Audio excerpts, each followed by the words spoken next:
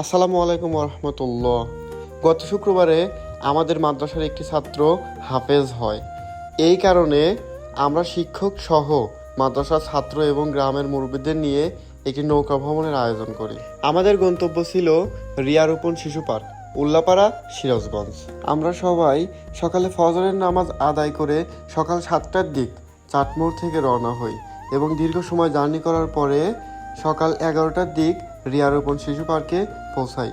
এখানে আসার পরে সবার জন্য টিকিট কাটা হলো। টিকিট কাটার শেষে আমরা সবাই একসঙ্গে পার্কের ভিতর প্রবেশ করলাম। প্রবেশ করার সাথে সাথেই দেখলাম একটি অ্যাকোরিয়ামের মধ্যে নানা রকম রঙিন মাছ।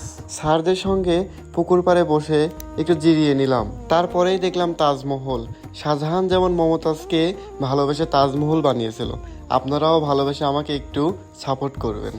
আমরা কিছু দূর এগিয়ে যাওয়ার পরেই দেখলাম এখানে একটি জিপ লাইন আছে এবং টিকিট কেটে জিপ লাইনে উঠলাম।